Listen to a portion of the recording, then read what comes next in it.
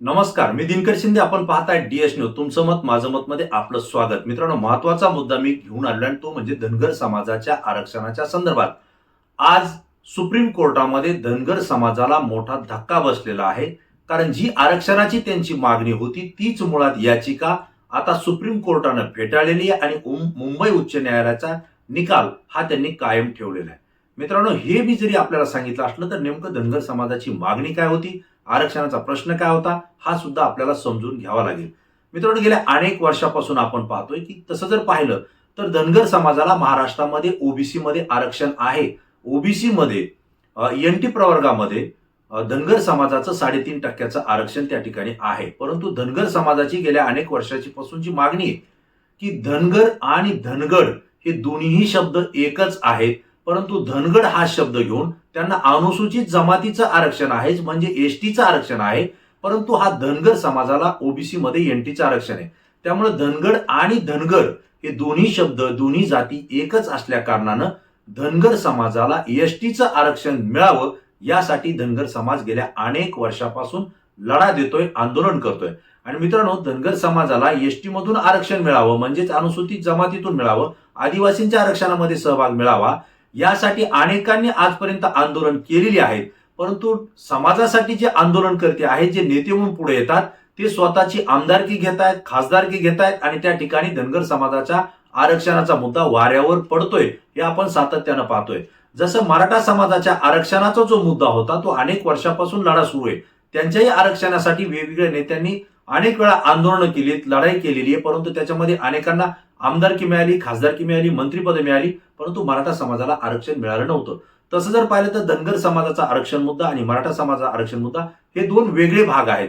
कारण मराठा समाजाला मुळात आरक्षणच दिलं गेलं नाही, ते मिळायला पाहिजे यासाठी त्यांचं आंदोलन आहे. तर धनगर समाजाला मात्र ओबीसी मध्ये एनटीचं आरक्षण आहे, परंतु एसटी मध्ये त्यांना आरक्षण मिळावं ही त्यांची मागणी आहे. मित्रांनो, या सगळ्या परिस्थितीमध्ये आपण पाहतोय की महादेव जानकर हे धनगर समाजाला आरक्षण देण्यासाठी लढा देत आहेत आणि म्हणूनच ते महायुतीसोबत, त्यावेळेस युती होती शिवसेना आणि भारतीय जनता पार्टी, गोपीनाथराव मुंडे यांच्यासोबत महादेव जानकर हे युतीमध्ये आले होते. आणि त्यावेळेस जे राज्यामध्ये सरकार येईल, देवेंद्र फडणवीस यांनी स्पष्टपणे सांगितलं होतं की जर आमचं सरकार राज्यामध्ये आलं तर पहिल्याच कॅबिनेटमध्ये धनगर समाजाच्या आरक्षणाचा प्रश्न मी निकाली लावेल आणि आरक्षण त्या ठिकाणी देऊ. परंतु मित्रांनो, झालंय असं की भारतीय जनता पार्टी राज्यामध्ये 10 वर्ष सत्तेत आहे. जर 2.5 वर्ष उद्धव ठाकरे यांच्या मुख्यमंत्री पदाचा काळ जर बाजूला केला तर जवळपास या 7.5 वर्षांमध्ये भारतीय जनता पार्टी ही राज्यामध्ये सत्तेत आहे आणि 10 वर्षापासून देशामध्ये सुद्धा सत्तेत आहे. परंतु धनगर समाजाच्या आरक्षणाचा मुद्दा ना पहिल्या कॅबिनेटमध्ये निकाली लागला, ना आजही सरकार जायची वेळ आली, परंतु तरी सुद्धा धनगर समाजाच्या आरक्षणाचा निकाल लागलेला नाहीये. मुंबई उच्च न्यायालयामध्ये या संदर्भात एक याचिका दाखल होती आणि मुंबई न्यायालयानं निकालही दिला होता की धनगर आणि धनगड हे वेगवेगळे आहेत आणि त्यामुळं धनगर समाजाला जे काही आरक्षण आहे ते धनगर समाजाला देता येणार नाहीये. आणि याच विरोधात धनगर समाज हा सुप्रीम कोर्टामध्ये लढा देत होता, त्यासोबत तो राजकीय लढा सुद्धा देतोय. परंतु सुप्रीम कोर्टामध्ये आज त्या संदर्भात सुनावणी झाली आणि यामध्ये सुप्रीम कोर्टानं सांगितलं की मुंबई उच्च न्यायालयाने दिलेला निकाल हा योग्य आहे. धनगर आणि धनगड हे वेगवेगळे आहेत आणि त्यामुळं धनगर समाजाला एसटीच्या आरक्षणामध्ये घेता येणार नाही, ही याचिका त्यांनी फेटाळलेली. आता धनगर समाजाचा अनुसूचित जमातीमध्ये जाण्याचा जो काही मार्ग आहे तो न्यायालयीन प्रक्रियेमध्ये आता या ठिकाणी थांबलेला आहे. परंतु मित्रांनो, याच आरक्षणाच्या लढ्याचा राजकीय पक्षांनी खूप मोठा फायदा घेतलेला आहे. तसं जर पाहिलं तर पडळकर जे की या ठिकाणी आंदोलनामध्ये सक्रिय असतात, आरक्षणासाठी सक्रिय असतात, भारतीय जनता पार्टीच्या विरोधात ते आक्रमकपणे भूमिका मांडत होते की आपल्याला आरक्षण दिलेलं नाही. मी जरी उभा राहिलो किंवा माझ्या कुटुंबातला, तुमच्या कुटुंबातला कोणीही भारतीय जनता पार्टीकडून उभा राहिला निवडणुकीला तर त्याला मतदान करू नका असं म्हणत त्यांनी शपथ घेतली होती आणि समाजालाही शपथ दिली होती. कालांतरानं घडामोडी घडल्या आणि हेच पडळकर भारतीय जनता पार्टी सोबत आले आणि भारतीय जनता पार्टीने त्यांना विधान परिषदेवर घेऊन आमदारही केलं. परंतु धनगर समाजाला काही आरक्षण मिळालं नाही. महादेव जानकर सुद्धा त्या ठिकाणी आमदार झाले, त्यांनाही मंत्रीपद मिळालं, पण समाजाला आरक्षण मिळालं नाही. राम शिंदे हेही त्या ठिकाणी निवडून आले, आमदारही झाले, मंत्री झाले, तरीही धनगर समाजाला आरक्षण जे हवंय ते मिळालेलं नाहीये. मला आपल्याला आवर्जून सांगायचंय. मित्रांनो, आज आपण पाहतोय की राज्यामध्ये मराठा समाज हा 5 ते 6 कोटीच्या संख्येनं एकवटलेला आहे. तो जरांगे पाटलांच्या पाठीशी एकवटलाय. त्याचं कारणही असे की नेत्यांनी आजपर्यंत मराठा समाजाला खेळवत ठेवलं, राजकीय पक्षांनी खेळवत ठेवलं. परंतु आरक्षणाचा त्यांची जी मागणी त्याला न्याय दिला गेला नाही आणि म्हणून समाज त्या ठिकाणी संतप्त झाला, चिडला आणि प्रस्थापित पुढाऱ्यांना सोडून आपल्यासाठी चळवळीमध्ये जो काम करतोय त्या मनोज जरांगे पाटलांच्या पाठीशी एकवटलेला आहे. हे चित्र गेल्या 8 महिन्यापासून राज्यामध्ये आपण पाहतोय.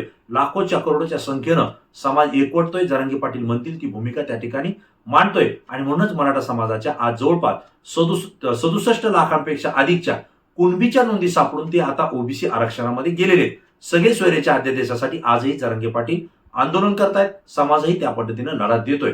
दुसरीकडे धनगर समाजासाठी जे नेते लढा देत होते त्यांचा सुद्धा धनगर समाज ह्या राज्यामध्ये जवळपास 1-1.5 कोटीच्या आसपास आहे असं म्हटलं जातं. तसं जर पाहिलं तर धनगर समाजाचा महाराष्ट्रातल्या बऱ्याचशा जिल्ह्यामध्ये प्रभाव आपल्याला पाहायला मिळतोय. त्यामध्ये अहमदनगरमध्ये आपल्याला प्रभाव पाहायला मिळेल, बारामतीमध्ये आहे, माढ्यामध्ये आहे, साताऱ्याचा काही भाग आहे. या ठिकाणी धनगर समाजाची ताकद त्या ठिकाणी निश्चितपणे राजकारणात आमदार किंवा खासदार ठरवताना महत्वाची ठरते. आपण पाहतोय की महादेव जानकर हे बारामतीमध्ये त्या ठिकाणी राष्ट्रवादी काँग्रेसच्या नेत्याच्या विरोधात त्या ठिकाणी लढले होते. त्यांनाही मोठी मतं, पराभव जरी झाला असला तरी मोठी मतं त्यांना मिळाली होती. आणि आजच्या स्थितीमध्ये या लोकसभेच्या तडजोडीमध्ये शरद पवार यांनी तात्काळ महादेव जानकर यांना माढ्यामधून आपण निवडणूक लढवावी अशी अपेक्षा आणि त्या ठिकाणी मागणी केली होती, विनंती केली होती. आणि माढ्यामधून महादेव जानकर जर येत असतील तर माढ्यातून त्यांना उमेदवारी सुद्धा जाहीर केली होती. हे मला आपल्याला या ठिकाणी आवर्जून सांगावं लागेल. जानकर हे शरदचंद्र पवार यांच्या सोबतच जाणार होते, कारण महादेव जानकरांनी भारतीय जनता पार्टीच्या विषयी आपला रोष व्यक्त केला होता. त्यांनी आक्रमकपणे भूमिकाही मांडली होती आणि भाजपला याचे परिणाम भोगावे लागतील असंही सांगितलं होतं. परंतु त्यांचा जी काही धनगर समाजाची ताकद आहे याची जाणीव भाजपला आहे, शरद पवार यांना आहे आणि म्हणून त्यांनी महादेव जानकर यांना उमेदवारी माढ्यातून जाहीर केली होती. परंतु देवेंद्र फडणवीस यांनी तात्काळ त्यांच्याशी संवाद साधला, संपर्क साधला, त्यांना आपल्यासोबत घेतलं आणि परभणीमधून महादेव जानकर यांना उमेदवारी जाहीर केलेली आहे. म्हणजे धनगर समाजाचा जो काही पगडा आहे किंवा त्यांची ताकद आहे याची जाणीव राज्यकर्त्यांना आहे. त्यासोबत गोपीचंद पडळकर जे की धनगर समाजाची बाजू घेऊन लढा देत होते, आक्रमक बोलत होते, पवार घराण्याच्या विरोधात ते आक्रमकपणे बोलत होते, त्याच पडळकरांना भारतीय जनता पार्टीनं आमदार केले हे या ठिकाणी आपल्याला आवर्जून सांगावं लागेल. शरद पवार यांची ही गोष्ट लक्षात आल्यानंतर त्यांनी तात्काळ माढ्यामध्ये मोहिते पाटलांना उमेदवारी दिली. परंतु त्याच वेळी उत्तम जानकर यांना आपल्याकडे बोलावलं, त्यांच्याशी संवाद साधला, चर्चा केली आणि तुम्ही महाविकास आघाडीच्या सोबत राहा ही विनंती शरद पवार यांनी उत्तम जानकर यांना केलेली आहे. कारण त्याही ठिकाणी धनगर समाजाचं प्राबल्य आहे. परंतु देवेंद्र फडणवीस यांनी सुद्धा उत्तम जानकर यांनी आपल्या सोबत यावं यासाठी त्यांना स्वतंत्र विमान पाठवलं, बोलावून घेतलं, चर्चा केली, त्यांना जे काही द्यायचं, जे काही सांगायचं तेही सांगितलं. हा सगळा काही प्रभाव आपण पाहतोय हे फक्त धनगर समाजाची ताकद आहे म्हणून.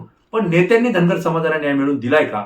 तर निश्चितपणे त्यांची जी मागणी आहे त्यामध्ये न्याय मिळवून दिलेला नाही, ही आजची वस्तुस्थिती आहे. आणि म्हणूनच राज्यामध्ये मराठा समाज जसा जरांगे पाटलांच्या पाठीशी एकवटलेला आहे, राज्यकर्ते आणि प्रस्थापित नेते सोडून अगदी तशाच पद्धतीनं धनगर बांधवांमध्ये समाजामध्ये सुद्धा एक भावना आहे की आता पारंपरिक नेत्यांच्या सोबत न जाता आपण स्वतंत्रपणे आपल्या समाजासाठी चळवळीत लढणारा नेता जर कोणी असेल तर तो शोधावा. तो जरांगे पाटलांसारखा असावा, न्याय मिळवून देण्यासाठी लढणारा असावा, तो कुणाच्याही भूलथापाला बळी न पडता किंवा मॅनेज न होणारा असावा, अशी भूमिका धनगर समाजाची आहे. कारण भाजपनं आतापर्यंत अनेक वेळा धनगर समाजाला खेळवत ठेवलेले आहे, परंतु आरक्षण दिले गेलेलं नाहीये. आता धनगर समाजाला कोर्टानं सुद्धा या ठिकाणी आरक्षणाची याचिका फेटाळून एक मोठा दणका दिलेला आहे. लोकसभेची निवडणूक लागली, पंतप्रधान नरेंद्र मोदी हे परभणीमध्ये येऊन महादेव जानकरांच्या प्रचारासाठी सभा घेत आहेत. परंतु दुसरीकडं सुप्रीम कोर्टामध्ये धनगर समाजाच्या आरक्षणाला त्या ठिकाणी खीळ बसलेली आहे, हे मला आपल्याला सांगायचंय. आता जानकरांना निवडून द्या असं जे नरेंद्र मोदी सांगतायत, तर आम्ही धनगर समाजाला न्याय देऊ असंही सांगतायत. परंतु आपल्याला मला महत्वाची भूमिका या ठिकाणी सांगावं लागेल. न्यायालयीन प्रक्रियेमध्ये जरी हे प्रकरण अडकलं असलं तरी धनगर समाजाला आरक्षणासाठी आता दुसरा पर्याय काय आहे? तर दुसरा पर्याय आहे संसद, म्हणजेच लोकसभा.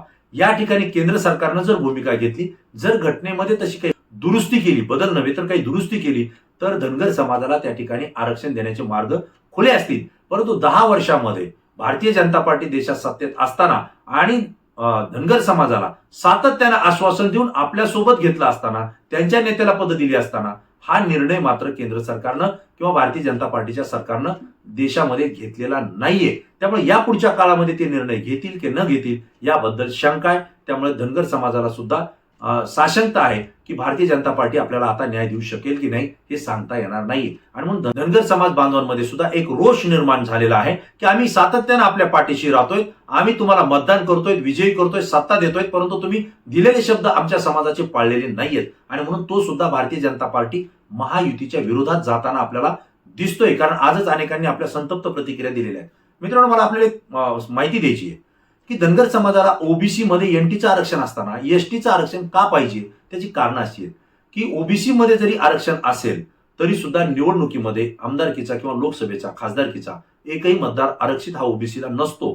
तो असतो एसटी किंवा एसटी साठी तो आरक्षित असतो, अनुसूचित जमातीसाठी असतो. आणि म्हणून धनगर समाजाची मागणी की जर आम्ही एसटी मध्ये आलो तर आम्हाला शासनाच्या शैक्षणिक सुविधा असतील, नोकरीच्या सुविधा असतील, त्यासोबत अनेक योजनेचे लाभ घेतानाच्या ज्या सुविधा असतील त्या आम्हाला मिळतील. त्यासोबत राजकीय प्रवाहामध्ये येत असताना आमच्यासाठी राखीव मतदारसंघ जे आहेत, म्हणजे एसटी साठी जे राखीव मतदारसंघ आहेत, त्यामध्ये आमच्या समाजाला त्या ठिकाणी संधी मिळेल आणि परिणामी आम्ही राज्यकर्ते किंवा राजकारणामध्ये त्या ठिकाणी सक्रियपणे आमदार खासदार निवडून आणू शकू, ही त्यांची भावना आहे. परंतु आदिवासी समाज जो आहे, जो एसटी प्रवर्गामध्ये येतो, त्यांचं मत विरोधात आहे.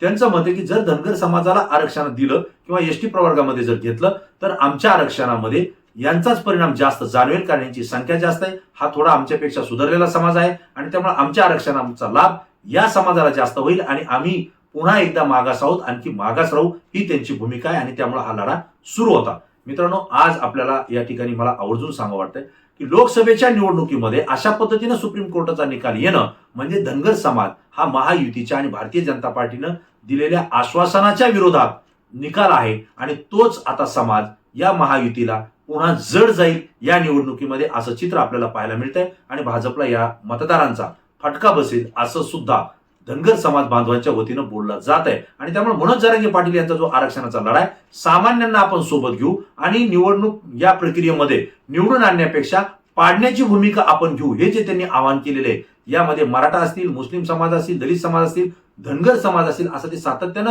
त्या ठिकाणी उल्लेख करतायत. आणि 12 बलुतेदार या सगळ्यांनी एकत्रित येऊन या सत्ताधाऱ्यांना किंवा ज्यांनी आपल्यावर अन्याय केलाय त्यांना पाडण्याची भूमिका घ्यावी असं स्पष्टपणे सांगितलंय. प्रस्थापितांना पाडावं आणि आपण आपल्यासाठी झगडणाऱ्या लोकांना त्या ठिकाणी निवडून आणावं, प्रक्रियेमध्ये यावं, ही भूमिका जरांगे पाटलांनी घेतलेली आहे आणि त्यालाच पाठिंबा धनगर समाज या ठिकाणी देताना दिसतोय. म्हणजे याचा परिणाम पुढच्या काळामध्ये धनगर समाजाचे नेते म्हणून घेणारे जी काही मंडळी या राज्यामध्ये आहे त्यांना सुद्धा याचा फटका बसेल असं या ठिकाणी बोललं जात आहे. मित्रांनो, ही माहिती मला आपल्याला देणं योग्य वाटलं, मी दिली. आपल्याला काय वाटतंय, आपली प्रतिक्रिया तात्काळ द्या. आणि आपली प्रतिक्रिया आमच्यासाठी अत्यंत महत्वाची आहे, कारण ती संपूर्ण महाराष्ट्रातून असते आणि ती अत्यंत अभ्यासू असते. मित्रांनो, पुन्हा नवीन विषय, नवीन मुद्दा घेऊन आपल्यासमोर येईल. तोपर्यंत धन्यवाद.